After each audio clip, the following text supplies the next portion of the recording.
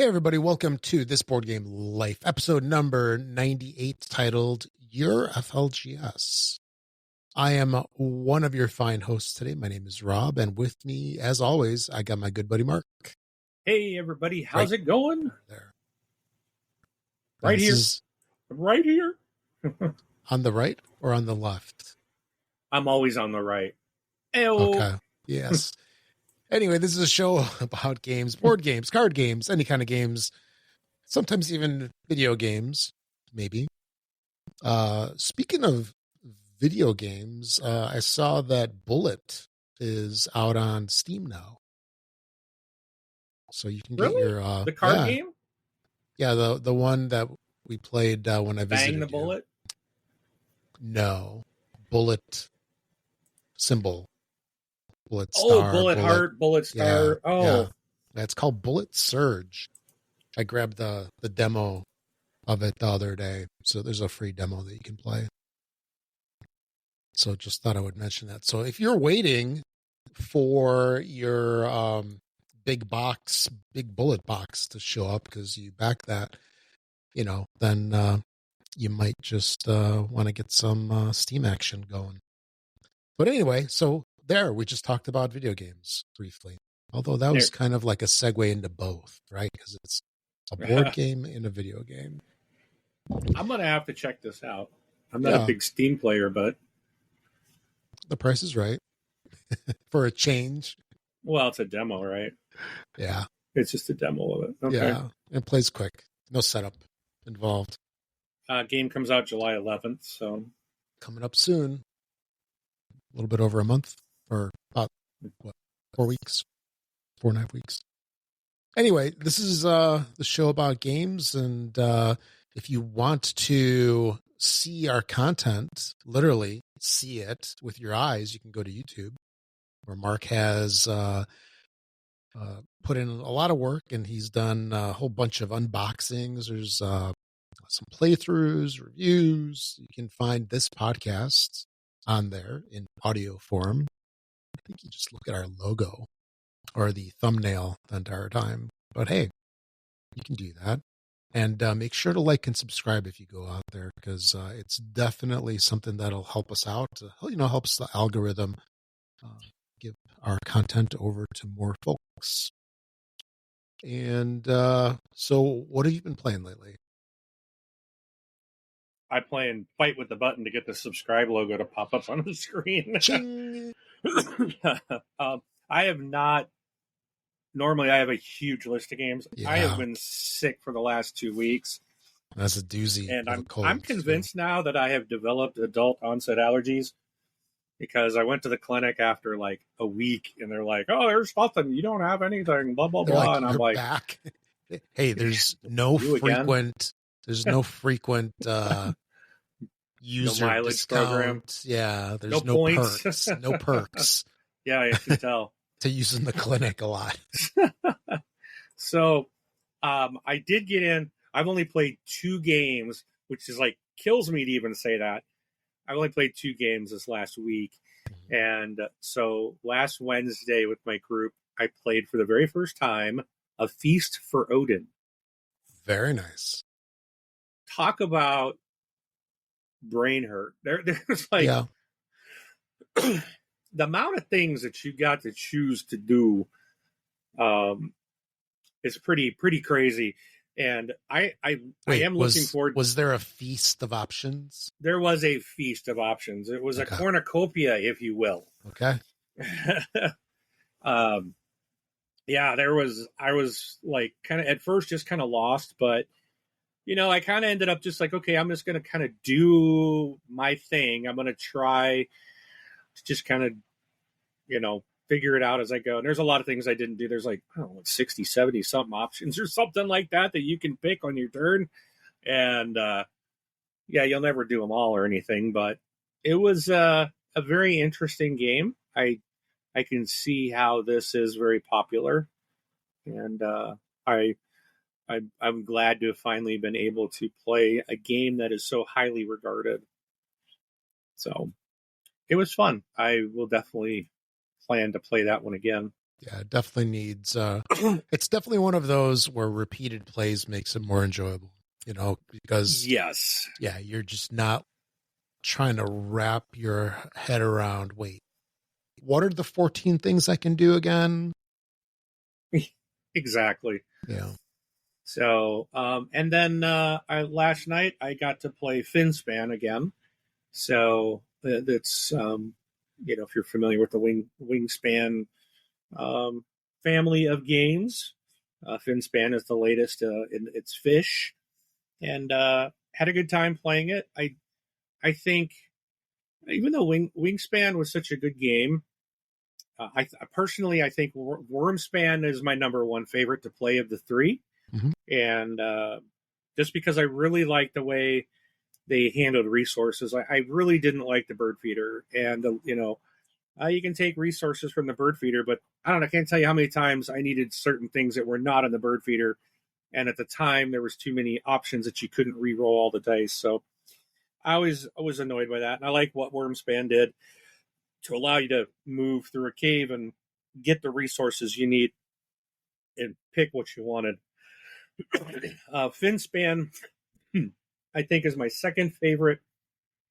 I like it because it's again, you don't have you have a little bit more freedom to go get the things that you need, resource wise, and there's not you don't have a it kind of changed it up. There's not a lot of resources in the game.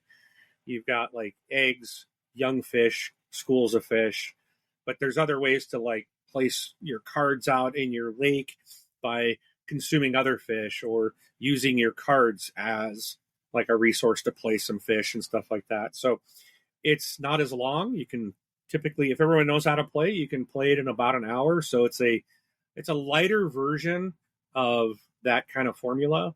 So if anyone was like wanting to get into this, I would recommend Finspan as your introduction into the series because it's probably the easiest one to get into.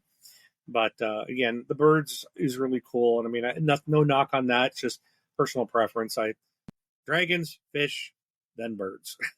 So, but that's all I've played recently. How about you, Rob? So I got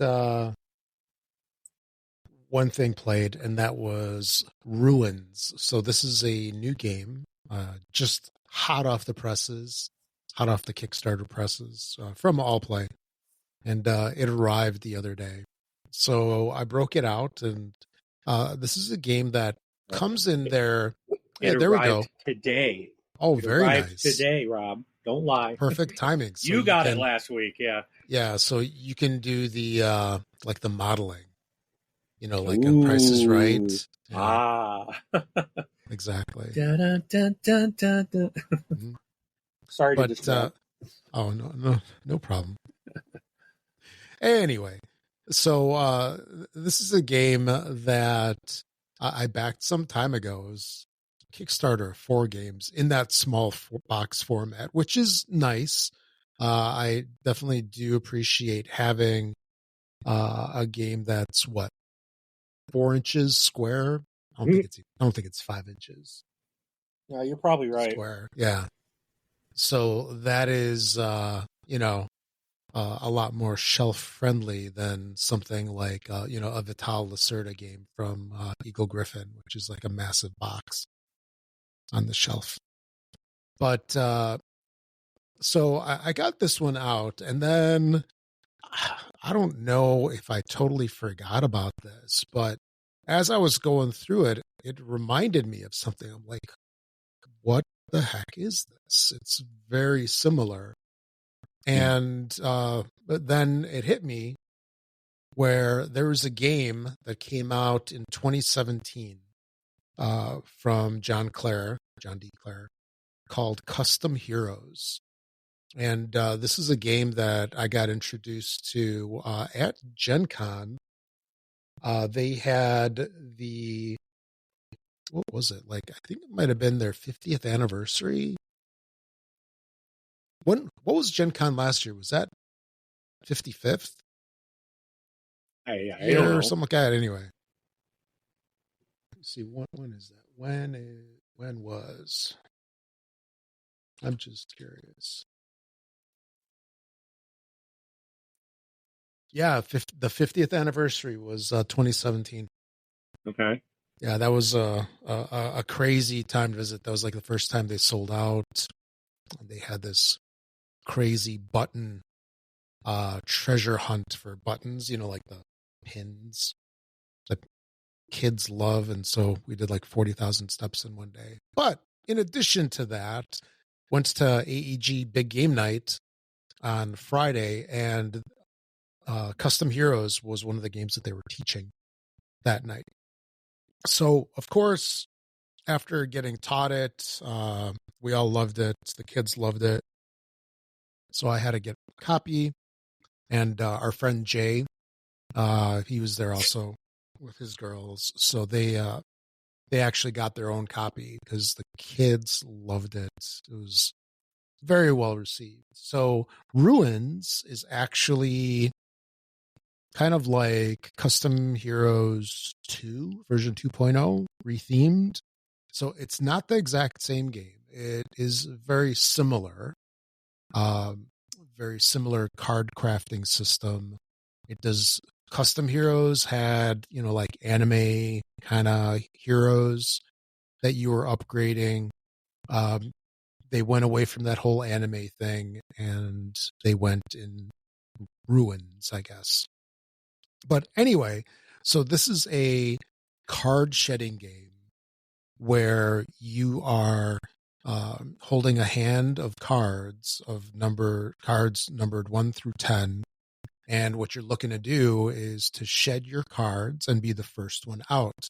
A quick example of a turn is you can play like 1, 2, or 3 cards. They all have to be the same. So, for example, you can play a number 2 card. Then the next person has to play like a 2 or higher. And then you go around. If you can't play it, then you pass. And then the last person, standing gets, clears the decks and then goes. And it's a really fun little game. Now, there's card shedding games aplenty out there, right? So how is this one different other than the snazzy Ruins theme?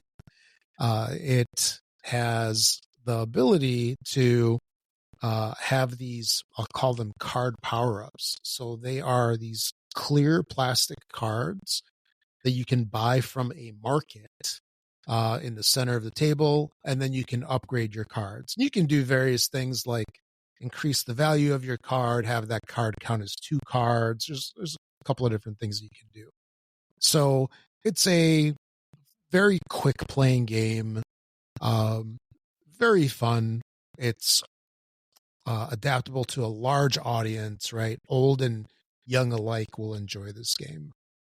And it definitely, scratched that itch of let's play a quick little card game. So, like, Mark, I would recommend this game for like the beginning of a game night. It's actually that simple, right? Where it's not like a pure, easy, simple, lightweight game. It's just a little bit above that, but it's a lot of fun and it plays quick. Now, the one thing that's kind of a gotcha with this, so if you're going to be bringing this game to game night, I think that you should probably open it up and prepare the game for game night, because the plastic cards all have a plastic protection sheet on them. So you need, well, technically you don't need to take it off, but it's there. And I'm one of the people where, like, if there's any electronics that has that little protection sheet on the screen, I gotta peel it off. I gotta take it off. Yes. So, and it's not easy to take off either. So, if anybody bites their fingernails, they're going to be struggling. Oh, so, great. So you need to, pick at the corner a little bit. Oh boy. Oh, not the knife. Not the knife. But, highly enjoyable game. And it was a pleasant surprise because I totally forgot that it was Custom Heroes. and it was a pleasant surprise, definitely. So that's it for Ruins. If you haven't checked this game out, definitely do. I don't remember how much it cost. I don't think it was very much, but No, it's in their small box game line, but less than $30. So I have a question Probably. for you. Yeah. So if you can see in the video, maybe I got to do it this way. It's sealed. I haven't opened it. It just showed up. There's some lid lift there already. Mm-hmm. And then of course I got the upgraded tokens and stuff. Yeah. Is this all going to fit in this box? I'll let you know, because it's been out on the table for a couple of days. Okay. So I have not put it back in the box. Well, I will find out today, because I'm going to do, after we're done, sometime tonight, I will be doing unboxing videos for all these games. And my biggest concern is I got like upgrades and expansions for all these, and I don't know if they're all going to fit back into the box. I have a feeling some of these are not going to fit in the original box. Like this one is for Oddland. Like it's a whole bag of a bunch of upgrades. Like I think these alone will take up the whole box. I don't know. Mm-hmm. But you can be sure to hit that bell icon on our YouTube channel, and then you'll know when I launch new videos of unboxing. Mm-hmm. So if you want to check out this game that Rob's talking about within the next day or two, this video, I'll do an unboxing and show it off, and you'll get to see what comes in the box and what it looks like. Yeah. And I do have to say that those tokens that they have, those torch tokens, those are really nice. Like the not chips. Those are way nicer than the cardboard ones. So I definitely do like those. And, the stuff that the game comes with, you only need to keep 4 pieces. And that's above what I'll call the market. There's these 4 little rectangles that have torches on them. Those are the only ones that you need out of the cardboard that you punch out. Everything else you can pitch. So there's a possibility it might all fit back in there along the sides. I'm really curious now. I kind of want to run over there to the table and put it all away. Yeah. No. But we shall see. So if you want to know the answer to that, tune into YouTube. So just real quick, these we haven't played, but I know Rob's got them as well. So these will have unboxings over the next week. So Rob said there was 4 games that came in this. Oddland is another one that came in here. And we also got, from Reiner Knizia, they redid Money. And, classic game. Yeah. It keeps getting smaller. The boxes keep getting smaller for every reprint. And then Vegas Strip was the other in this group, and they got a bunch of expansions and stuff like that. So, hey, and Rob, don't throw out that wooden token. I need to throw it out. You what? I need to throw it out so I don't spend $9. That thing's going to cost me $9. No. Yeah, if you're unfamiliar, All Play sends you a little medallion that's got a custom code on it. So then you can get one of their little small box games in the future. And I think there's like a couple options, and you can pick one. You just pay shipping. Yeah. Or how we do it, or you get them both. You buy a couple, and then you're shipping the others, and this one is still free. Yeah, exactly. So, but anyway, yeah, Ruins is pretty cool. Actually, now I'm curious how much that thing costs. $19.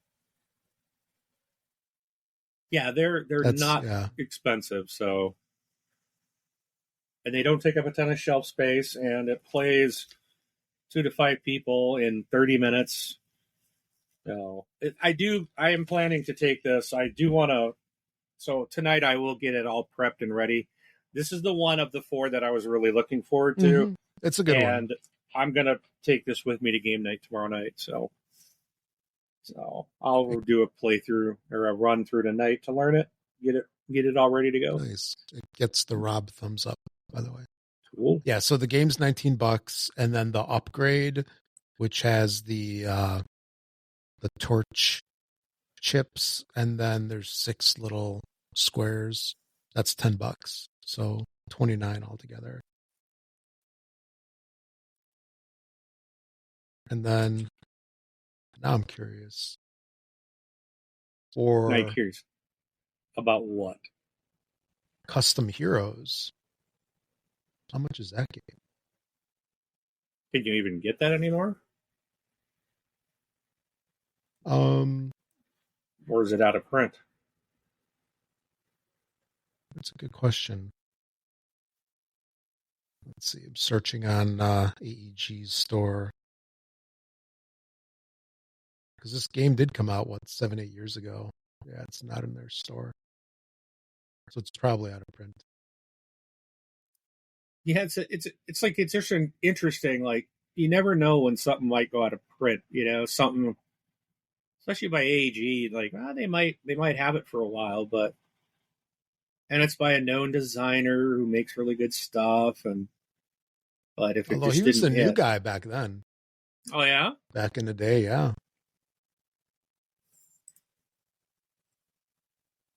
Let's see, Custom Heroes. Looks like it was $70 on Amazon. That's probably one of those. Noble Knight has one. Looks like it's near mint for $24. Yeah, it looks like it was around $30. Unpunched cards. When it was new. Yeah. How much? It looks like it was $30. That's not bad at all. Yeah. Anyway, good stuff. All right. If you're wondering how you can contact us, you've come to the right place, because I'm going to tell you right now. You can send us an email at contact@thisboardgamelife.com. We have on our website also a little spot on the right-hand side. There's a widget where you can leave us a voicemail, or you can send us a recording also at contact@thisboardgamelife.com. And also check out our videos. Make sure to like and subscribe, right? You can do the thing? Yep. All right. And, feel free to make comments, either on BGG or on YouTube, any of the videos and stuff like that. We love seeing folks chime in. All right. So let's get on with the news. There's a couple, 2, 3, 4 things. All right. You want to hit this first one? Yeah. So I'm a big fan of Zombicide. And with everything that's happened at CMON, a lot of people have been wondering what's going to happen to the Zombicide IP. And good news of the fact that it's going to stay around. Asmodee has purchased the Zombicide IP from CMON. And let's see. Let me just read this instead of trying to peruse it.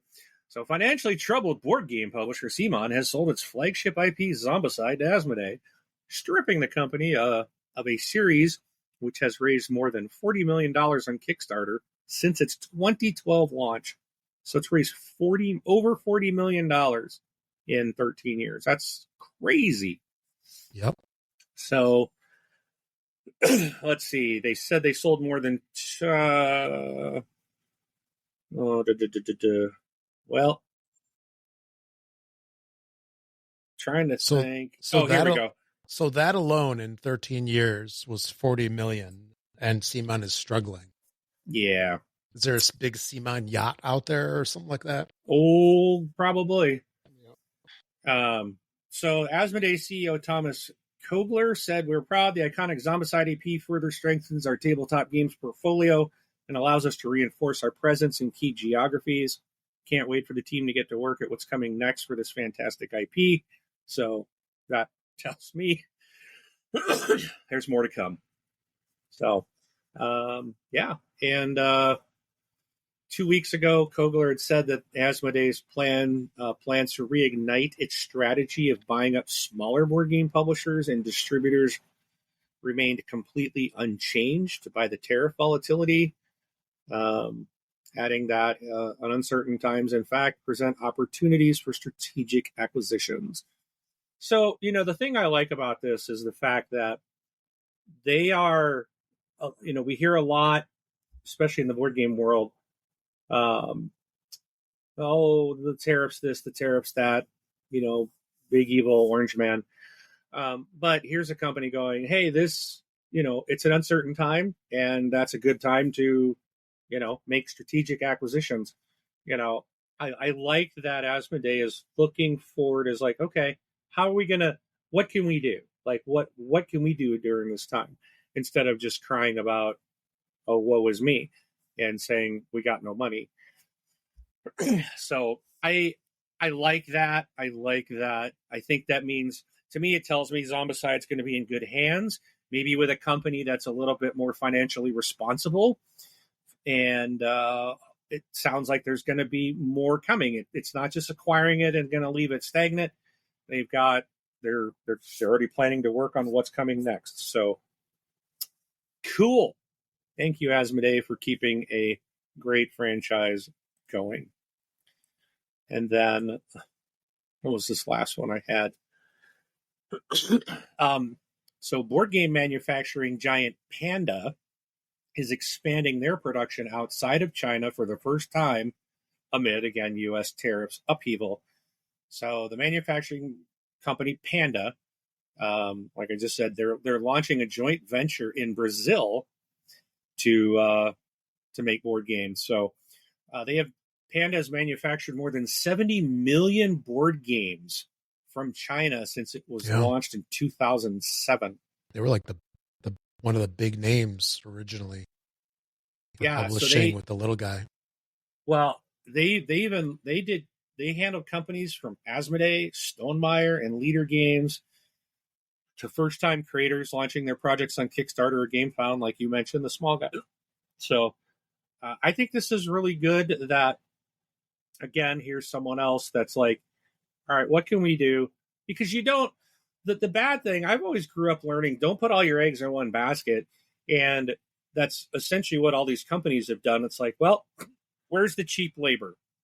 Let's go and abuse where the cheap labor market is. Well, when something happens in the world that, like a tariff war, or you've got pirates, blocking shipping lanes, or, all kinds of things can happen, and you're reliant on one part of the world, that's putting all your eggs in one basket. And as soon as anything that would happen there can, as we are seeing, can ruin companies. And so I don't, it says they're expanding production outside of China. So they're not moving and saying, all right, we're going to take our basket and move it over here. They're going to expand. So they got more places that they can produce, which to me makes logical sense. If something's happening, excuse me, then maybe you can shift, for time being, shift over to somewhere else, or, or at least have some things getting out while maybe, if you're publishing or you're producing your games in China, maybe those might be hit by certain costs or delays, but those that are coming out of Brazil aren't going to be impacted by that, and Panda can keep moving forward. So it just, to me, again, makes sense to broaden your horizons and not put all those eggs in one single basket. So glad to see that again. So I think some very positive news in the board game world, and we need that. So that's what I've got, Rob. All right. So one thing that was kind of interesting, and I think you mentioned this to me last week, was Clash of Clans. The Epic Raid is coming to Kickstarter. Actually, it might be already on Kickstarter. I did not check up on it. So Clash of Clans, it's a game that I used to play back in the day, along with Clash Royale and a couple other games that have spun off from that whole Clash of Clans IP/universe/whatever. And it's interesting to see that it was done by Eric Lang, who, he's pretty much a big name, I think, in board games. And I'm not sure if I recognize the other guy, Ken Gruhl. But what's interesting about this game, too, is that it has a core set listed on the bottom. So that, to me, means it's going to cost you more money later on. It's not a one and done by any means. So I thought that was pretty cool, but apparently not cool enough to actually back it. And the other thing was, Mark, this is a game that you and I talked about the other day, Agricola. Yeah. Special edition. So this is one that I did back. I got suckered into it, along with Puerto Rico that I backed a while back, and Castles of Burgundy, which I have no regrets for. Love that game. And, this is one that I was originally on the fence, and I bit that hook, and it got me. And then I talked to you the other day on the phone. And there's nothing worse than waiting for that second reprint when your friends have it and they're loving it, and you're like, oh, I gotta wait. And you wait a long time for these reprints too, because Awakened Realms doesn't do anything. They don't rush super anything. quick, yeah. But what's interesting is, so this thing, I don't think it's been a full week yet that it's been out on Kickstarter. I want to say it started like on the 6th. So as of this recording, it's like 4 days. And it's already pulled in almost 2.7 million. So that's pretty crazy. And I think with what they've done in the past with Castles of Burgundy, I mean, we have yet to see Puerto Rico. So who knows what that's going to turn out like, but I'm guessing it's going to be pretty nice. Agricola is surely going to be the same. I want to say that Puerto Rico hit like 5 million in its entire campaign. So Agricola is now like halfway there. And I looked up Castles of Burgundy. I think the first print run was like 4.5 million and the second one was 6, or maybe it's the other way around. So that one pulled in like 10 across two different printings. So yeah, it's just crazy to me how like so many people, 10,150 backers already, and there's 15 days left in the campaign. So yeah, I thought that was pretty interesting. And if you haven't backed it, what are you waiting for? Got 15 days left or less, depending on when you listen to this. Such a rude person. Yes. Because I was ignoring this one Mm-hmm. that you called. And then I go, you can't take it with you, man. Spend your money now. Talk to me into buying it. Yeah. Don't live in regret. The Clash of Clans is just FYI. It has not launched yet. Okay. So, I don't think you can sign up to be notified, but I don't see a date. But you're going to get a Golden Barbarian King miniature exclusive if you you can get that. No. So anyway, actually, I gotta look it up on BGG, the Epic Raid, and there are no pictures. Oh, well, we'll have to wait. We'll have to wait and see. So there's a core set. Yeah. Exclusive Barbarian King miniature and promo tile. Art Archer. Oh, Alt Archer is in there too. Interesting. It's theepicraid.com. Is that where you're looking, or are you looking on Kickstarter? I was seeing it on Kickstarter. Oh, actually, that takes you to Kickstarter. Yeah. But let me see what it can do. I don't know. Cahoots. Oh, Happy Salmon. He's done a bunch of stuff. Let's see, what's most recent? Clash of Clans. He did Coyote. You Little Stinker. Happy Salmon. Yeah, you're going to be Something ordering with it. a fish. Yeah. You know, you might as well just hit the notify me because know you're going to get it. Nope. I'm going to call you every day. I spent all my lunch money. There's none left because somebody was slacking today and they didn't message me that the latest stuff on Feld City Collection started today. So did it? All my lunch money went to that. Oh. I'm going to be eating ramen. Anyway. At least ramen is decent. Yeah. A little salty, but hey. Anyway, so the title of the show is Your FLGS.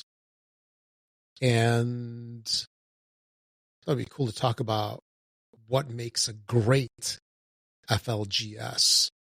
So it's not only just friendly, but it's your favorite local game store. Any thoughts on this, Mark? You want to start? Or so many things. Mm-hmm. So I have. There's two that are near me. So I was going to say, let me start off by saying, how many FLGSs do you have that you have in your rotation, and how many would you say are your favorites? There's two. Or do you have two in rotation? One is my favorite. Okay. The one of them is really small, and they don't have a lot of. They have like a lot of D&D, a lot of Star Wars X-Wing, and what is it, Armada or something like that, or whatever that other kind of miniature games. Legion. So there's only a small area of some board games, and so there's not a lot. But the store, I love the store because the people that own the store are awesome. They know everybody's name, and when you walk in, they're like "Hey, cheers. Mark, how you doing?" Yeah, and they have game nights. They do host things like that, but it is a small store. You're sitting right in the retail space.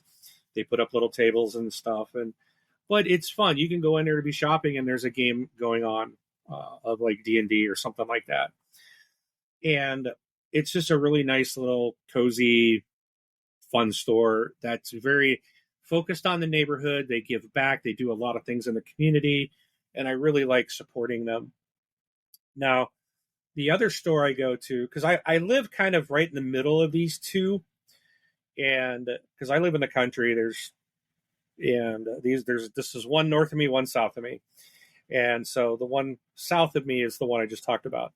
Mm-hmm. The one to the north is the one that you've been to, that I've taken you there. Okay. And the basement. Yeah. So they've got you walk in, they got a nice, huge retail space on the main floor, and they do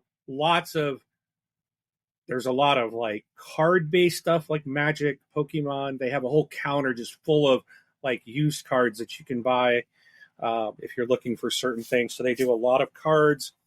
They have a used board game section so people can, when you want to do a purge, I'll usually go in there and I can sell them my board games if I don't want to deal with it myself. Yes, it's not as good as what you probably can sell it on your own, but then you can just take it in there, they give you a price and you're done with it and you get store credit. So they have, but I have found some used games in there that I have purchased that that are good. You know, they make sure everything's in there and stuff like that. So that's nice to have. They have paints, they do miniatures, they have comic books, and then they have a huge retail section of board games with just all kinds of stuff. So I really like that. Now these guys are bigger. They don't necessarily know your name, but they do get to recognize you, especially if you're in there a lot. You're here again? Yeah, I know one guy does know my name there. Oh, a couple people do. Yeah. Like the bartender knows my name. And there's a guy that works, he's in charge of the retail section of the board games area. That's his area. He knows my name. We have spoken about things. But they host, so then you go downstairs and they have a bar where they serve food and pizza and desserts and drinks and alcohol. And then that's the whole basement's like this big game open area with just tons of tables. You can rent rooms if you want to get a room with to close the door to make it a little more quieter for your group. Excuse me. They host events all the time. So there's always like Magic and like Pathfinder and Warhammer. And they actually, because they don't have a board game group, so to speak, of that they do. And that's kind of what we have become. And I've worked with them to basically become the official board game group of the store. So when people come in and say, hey, do you have any regular board game groups? They say, yes, we have a group that meets on Wednesday nights. And they point them to us. And so that's really nice. We're kind of officially, non-officially, that store's great tabletop game group, if you will. Nice. And it's really nice because like when you go somewhere all the time, it's just nice that like the bartender's like, hey, Mark, how you doing? Are you having the usual this week? Because I always get a BLT and half order egg rolls and my Coke, right? That's what I get. I eat my dinner there before we game, and I get the same thing every week almost. So, but he always asks, hey, the usual, and he'll ring me up before, as soon as I'm coming down the stairs. Hey, Normie. Yeah, exactly. The usual. Norm. Mark. It's like you walk in and they're already preparing it. By the time you sit down, they just go right in front of you. They reserve tables for us, so it helps with people trying to find where the different groups. They have tables that will you can get reserved for the different events, and there's just a lot. I mean, they have video games like pinball games and video games downstairs. They have a game library that you can come in and just grab a game off the shelf, sit down, open it up, and play it. I think that's real important for this is kind of almost more than to me, this is like the perfect friendly local gaming store because they have food, they have games. You don't have to buy a game. You can just go in there and order some food and take a game off the shelf and sit there and play a game. You can buy stuff. You can join groups. Sometimes they'll have events where it's like they're going to teach you how to play. I remember that's how I learned how to play Villainous. I went to an event there, and it was just like people could sign up, and they would sit down, and they teach you how to play. No requirements. You didn't have to buy it, nothing. So, all those things to me just kind of like encompasses just what a great friendly local gaming store can do for you. And even on the smaller one, they have I'm like, hey, can you get this game for me if it's something I haven't been able to find? And they'll go out and try to find it and see if they can get it.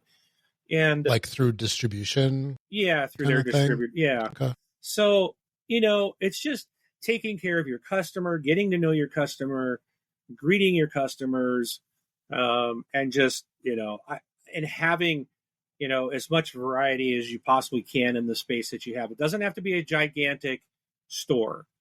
That's why I still really like the smaller one. And they're the mom and pop, where like the one I go to it's a little bit more, it's like kind of a step up. They actually now have a second location. They've actually opened a second store down south of us, about 30 miles south. And it's like, I went down there on their soft opening day, and I spent a lot of money down there, that a game that I saw down there in the shelf that I didn't see up here, but it was because it came out a couple days after I was game night. Between game night and that Saturday, that game had come out and was on the shelf at my store. But I bought it down there, and I went down there to support them for their soft opening and get to see their new store. And it's just, they recognized me and Eva, who were there, and hey, thank you for coming down. And, they were really happy to see us and recognized who we were. And it was like, that's just kind of I like all those things. Just really makes me proud of the store I go to. And some people might say, well, they don't like them because they're expensive. I go to Walmart or Target because I can get them cheaper, or I'll buy them on Amazon. And yeah, sometimes I still shop. I tend to shop a lot through Miniature Market, and Amazon's tough because you can sometimes find things cheaper, but a lot of times they might not be legit copies. There's a lot of pirated board games that you can get through there. So I like to go. Miniature Market is a place I can go online. They have a physical presence. I think it's in St. Louis, Missouri, I believe. And I've had great luck with good prices from them. If you spend $100, you get free shipping. So, some other places are higher than that you have to spend $150 to $200 to get free shipping. So Miniature Market is usually like $75 to $100. Sometimes they'll drop it down to $75. And their flat rate shipping is still, even if you're paying it, it's like $6. And their boxes have always shown up in great condition, fully bubble wrapped and protected. I've never gotten anything damaged from them. And they always have good prices. They're usually less than retail price. And so if I need something new, or like I just got, I'll show it today. This just showed up unexpectedly from them today. So I got the new Star Wars: The Mandalorian Adventures Planet 2 expansion. I didn't even realize it just arrived today, and I was like, I wasn't expecting it for like another month. So surprise. But things that I want to pre-order that I maybe didn't back, and I don't want to wait a year for my friendly local gaming store to get it, because they're not always going to get the latest. It really depends on the size of your stores. And so sometimes they might just get like one copy. Yeah, they may not, and they may have it. I may walk in there tomorrow and it might be sitting on the store shelf, because I know they sell the first game, so I'm sure they're going to get the second as well. But I'll pre-order some things. I haven't pre-ordered through my game store because I have seen some things show up very late to them, where I've had them for 6 months somewhere else. Right. But again, that's all depending on who they use for distribution and when they get their copies.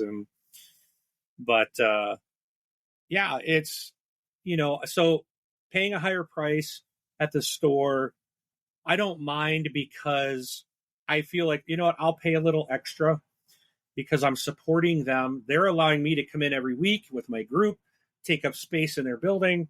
And not everyone gets food, but most of us do support them by at least buying food and drink and stuff. And there's a place for us to go and meet. And I've met a lot of friends because of this place. And so, all those types of things go together for me to me, where it's like, this place is a fantastic, friendly local gaming store that I don't mind paying higher price for games because of the services and the other things that go with it. There's those other tangibles. The value add. Yeah. Yes. I don't go and buy a game at Target and then go sit down at the Starbucks there and start playing. You don't. That's not what you do. And they would probably not want me coming up in there every week, or even at the Walmart or whatever, where, Barnes and Noble, you probably wouldn't want your game group showing up to play games in there unless you're buying something. That's what this store is not like that. So, yeah. And I think a lot of your friendly local game stores are going to be they're there because they love, I know you'll probably talk about a couple of yours, and they're doing it because they love it. It's their passion. They enjoy gaming. They did it when they were younger, and they're creating that environment that they want to be part of as well. So, all right, I'll shut up now. That's a lot of stuff. No, so You I get all can. that? It's a big checklist. I did. Yeah. So, it seems like you get a lot out of your store, which is a great thing. So it's not only just a place for shopping, right? For retail shopping, but it's also, you know, an eatery. It's also a gaming place because finding places to game can be tough. Like, especially if you got a couple people, doesn't always work out, in people's houses, or maybe you want more centralized location. And, you know, places like libraries and, restaurants and stuff like that, they don't always work out. And some places want money. They want you to pay Yeah, and, to or to leave, play. like especially in a restaurant. Like Exactly. you ate, and we always eat. I do play the group. Sometimes we go into restaurants, and that's, to me, I'm always feeling so weird about that. But you eat.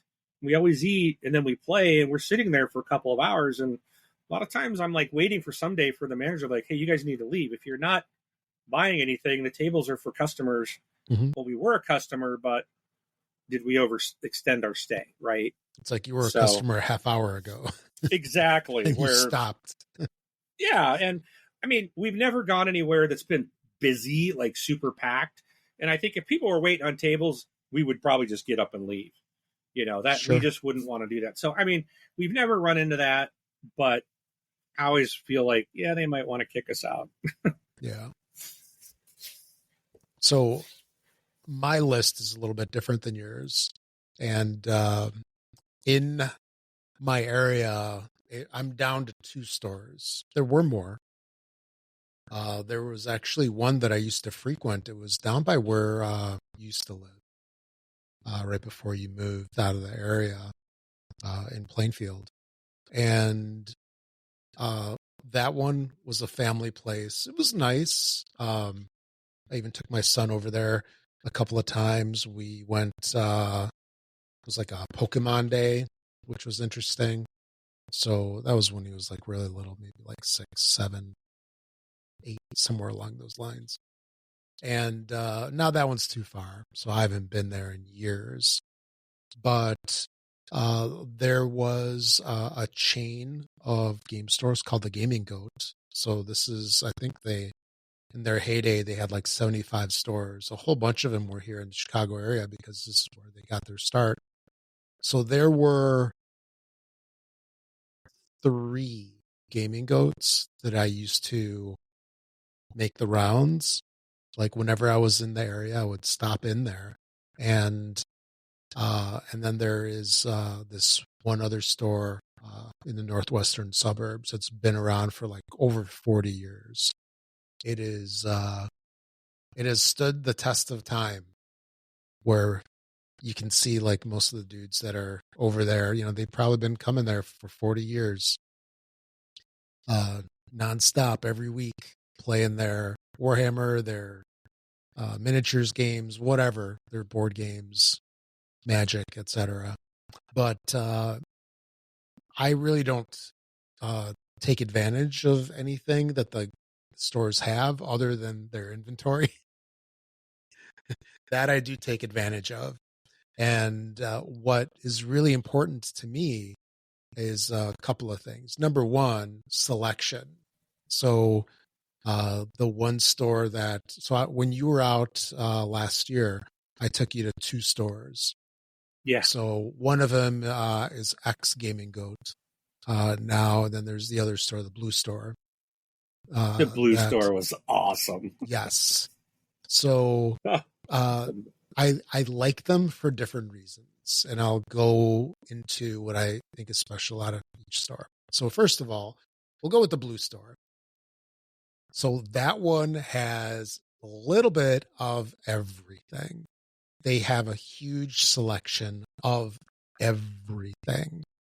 I mean, you can go in there, you can get all sorts of miniatures. There's like walls of miniatures, in the little, what do you call them, blister pack or something like that. You can take them, paint them. They have hero clicks. They have millions of dice. They have tons of play area that I only go in there when I need to use the bathroom. That's it. I'm like, shop and leave. I want my goods. I want to take them home. But when it comes to games, like board games, they have such a huge selection. And one thing that I enjoy about places that have a huge selection is that sometimes when you're looking for something that's old, sometimes they have it.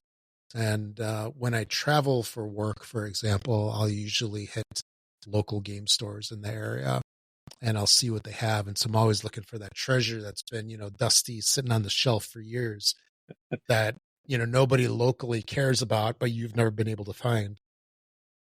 But I really enjoy places that have a huge inventory of games. However, in addition to having a huge inventory of games, I really like to have the new releases. So to me, that's gold. New releases. And even better if the new releases are in a special section. So one of the worst things is having a big selection and they just file everything. And then you're like, I have no idea what's new. So you just have to like go through and like look at everything, which maybe is part of that's by design. But I really appreciate the stores that have like an area in the front of the store that has all the new releases, because if you go there regularly, it's awesome to have that area and you can just hit it and go, oh, what's new this week? Because I'll usually go look at the new releases and then kind of like make my way through the stacks and see whatever else is there. So the other store, the X Goat store, that one is a little bit different. And I still like that store for different reasons. But primarily what Gaming Goat used to do is everything was 30% off. So you can basically walk in there and get it for the same price pretty much as, Amazon or, Miniature Market, Card House, whatever. So there was that because, part of the fun of going to a game store is looking and touching everything. You know what I'm talking about? It's like you go, you're like, oh, no, I have no idea. No, I don't mean like that. Like, like you have your game, like here's Star Explorer, and you're like, ooh, what's this? And then you're like looking at the back. Oh, yeah, look at that. That looks interesting. Yeah, maybe I'll get this one. So, I find myself always like taking the game, looking at the back of it, feeling how heavy it is, because that is very important. Because a light box translates to light on fun for some reason. Speaking of which, I was at the Blue Store, I think Friday or something like that, Thursday or Friday last week. And they had Mr. President from GMT Games in there. Man, that was crazy. That box is like so freaking heavy. Oh, yeah. And it was also like over $100. So it had the weight and the price tag to associate with. So if it was expensive and it was heavy, it must be awesome. Isn't that how it goes? But anyway, so I do value having discounts on games, and that draws me to that other store. Whereas the Blue Store is typically everything's at MSRP. So I'm more selective on of the stuff that I buy in there. So for me, I'd say some of the primary things that make an awesome game store are selection and getting those new releases in. Because I'm going to be honest, I got a store maybe like 3 miles from me. I can be there in less than 10 minutes. Yeah. I was there once because, I mean, everything was like over a year old. But I mean, they're more of a, Pokemon Magic, they're CCG shop, and that's fine. It's just not what I'm into. But, when I look at the games and I see, oh, there's Pandemic and Ticket to Ride and Monopoly, Monopoly cats, Monopoly dogs. I'm not going to be drawn in there. I Right. want to see the games that had distribution this month. Because we're all about the new hotness, right? It's like it's like a problem. I don't know, but the thing that draws me into the stores definitely is getting the new releases in there and having the inventory and having some kind of frequent buyer program or at least a discount. That will bring me back as well. And those are probably my three big things. I just wish Gaming Goat was still around in its former glory. Man, they had freaking everything. This was the flagship store, and yeah, they had everything. Which maybe it's good that they're not around anymore. I'd be even poorer than I am now. Yeah. So when it comes to food, how's the food in your store? Because I know some places. Good. So do they make food there? Yep. So they have a kitchen? Yep. I know a lot of gaming places or game stores, like if they have a game night, they'll hook up with a local pizza place or something like that, or a restaurant next door, and let you order that. Yeah, no, they have their own kitchen, they have their own menu. They're constantly doing like new things. Like each month here's a new, they actually do pizza now, and they just put out a thing where they're doing like a pizza for this month, a special type of pizza or whatever. And yeah, they do all kinds of stuff, and their food is actually good. So, oh, very nice. Now, how are people? So food and games, that's like a touchy subject with a lot of people. There's always the jokes about eating Doritos or Cheetos and playing games that gets you banished. Yeah. Have not had that problem. So do you guys eat while you're playing or before? Both. Oh. Like a lot of us will try to show up early and eat beforehand, and we might play a small game while we're eating. Because we try to have but some people can't show up until due to work and stuff. They show up on time and they'll eat while they're playing. So, but everyone is clean and they're wiping their hands with napkins before they, in between and stuff like that. So I haven't yet, knock on wood, run into an issue of someone just being a slob and getting the cards or the components nasty. So, or how about the like the old, here's my knocking the drink over. I did that once. I felt so bad. Tidal wave.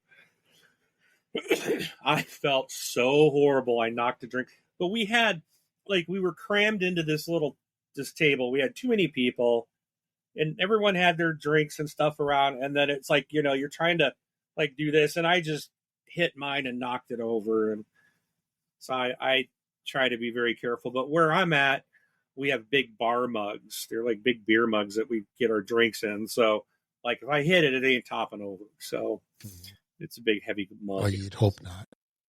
They're like I'd have to hit it pretty hard. They're like the those mugs from Deep Rock Galactic. Yeah. Speaking of which, there's a store now. They have swag for Deep Rock. Yeah, like there's also deeprockstore.com plus that Kickstarter.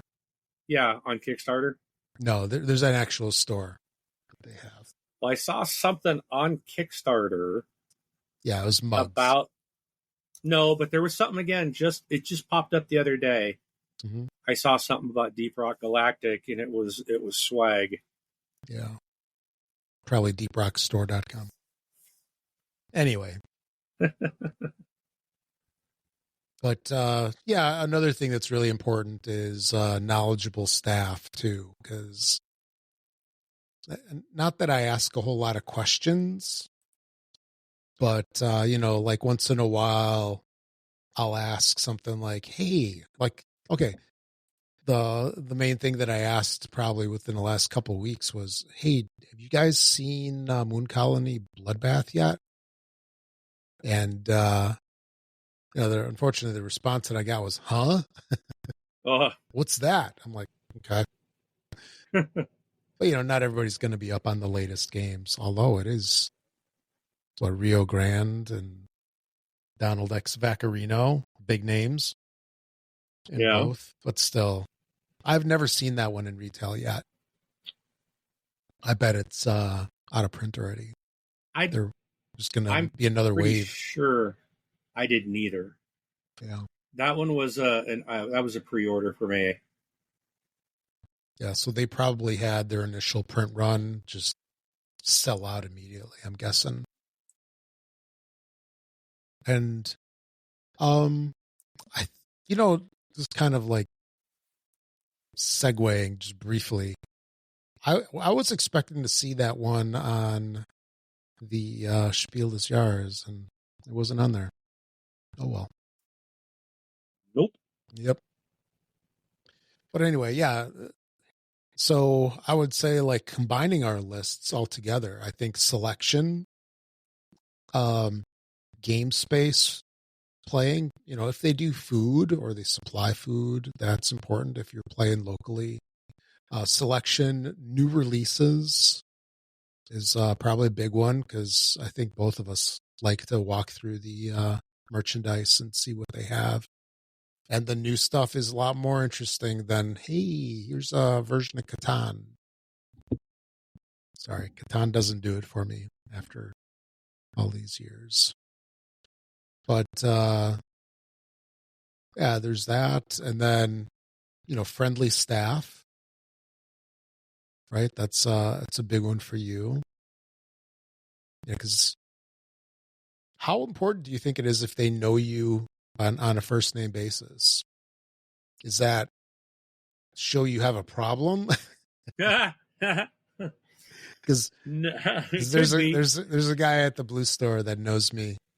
When I walk in, he actually pulls out so they have these index cards. That's their frequent like shopper program.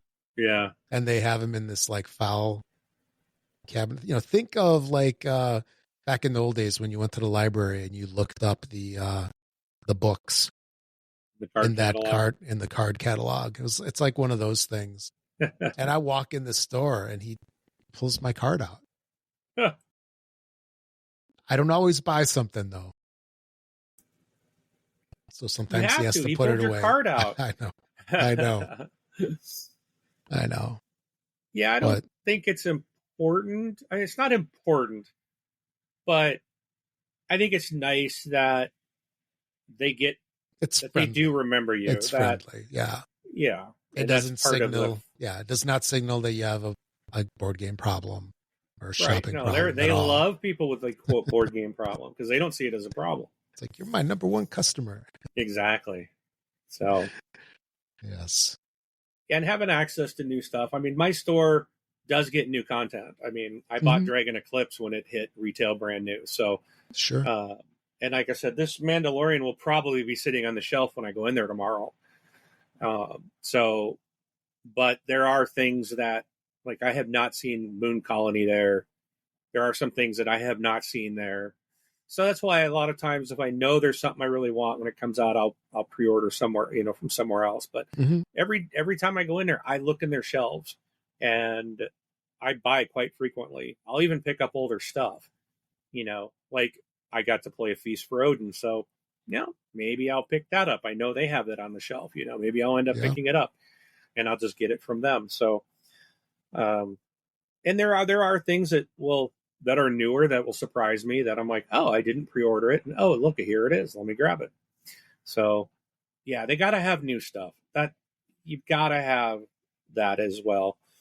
So yeah, I can't think of anything else. I think we covered it all. Yeah. And so I'm going to ask one more question, basically turning this around Okay. in the other direction. What qualities in a board game store do you dislike that would prevent you from going back? And does anything come to mind, or you just... I don't know if I can answer that. Okay. No, Okay. Well, I'll jump in. I'll add one or two things real quick. So okay, I do have one thought and I'm going to go on the opposite of what we were talking about, and it's, if a store does not have selection, I'm not coming back. True. Absolutely. And because there's no point in me going there, because I want the games. I want them all.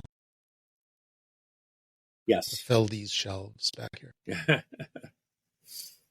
Were you going to say something? Or were you gonna whatever you're saying, are you gonna tame it down? I'm agreeing for this I'm audience. Agreeing. No, I would say, like, if sometimes people can come across like know-it-alls or snooty or smelly. No, snobbish, or so it's like if I'm asking a question and the person that works there kind of like, well, how could you not know that, type of thing, or if they're a little talking down to the customer, nah, I'm not coming back. I don't care what you have. Okay. Customer service. That would be a big turn off. Yeah. Poor customer service. Yep. Or just not taking care of your customer. And not to the extreme of like, I demand everything, but just, I may ask a stupid question. I may ask something that they're like, gee, how does he not know? Like Ticket to Ride is the train game.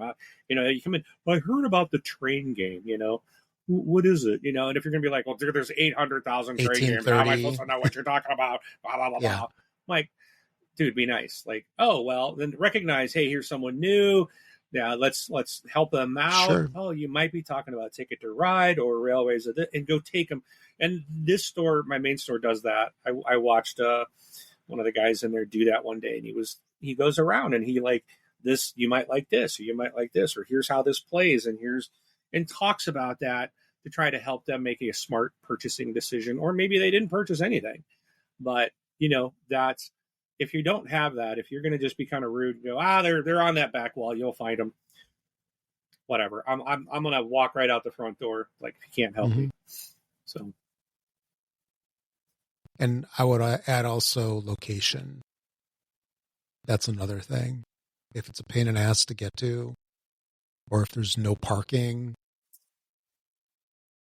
I know sometimes that's tough in like a city center, but both of my stores, parking is not easy. But their benefits outweigh the parking situation. Yes. If the store has little to offer and it's in a bad area, I'm not, and I don't, when I say bad, I mean a difficult to access area.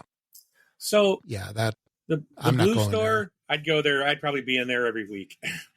The other store you took me to, I probably wouldn't go back. They moved.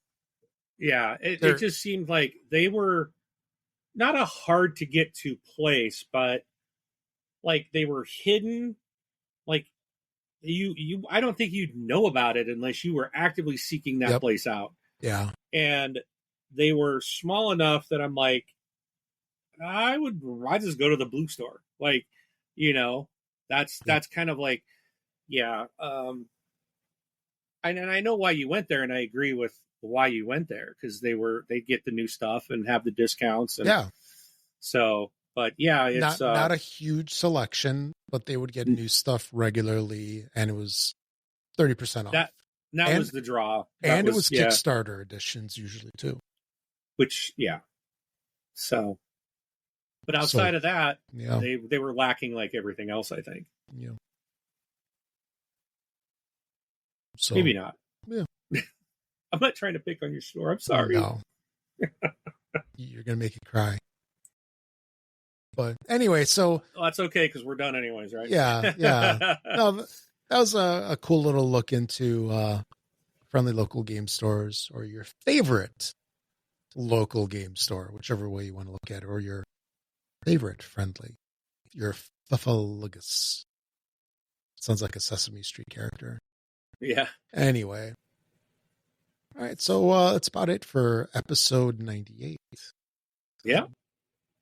Thanks for joining us on another fun adventure, talking about board games.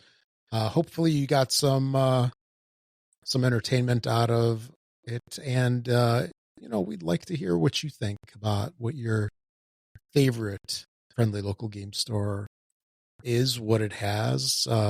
You get anything out of it maybe that we haven't mentioned yet? We'd love to hear about it. So let us know. All right, so absolutely, I want some voicemails. Yeah. I like voicemails. Clean ones. Yes. It's a family-friendly show, folks. Yes. All right, folks. Thanks for listening, everybody. We'll catch you all on episode 99 in 2 weeks. All right. Thank you all. We'll see you at the table.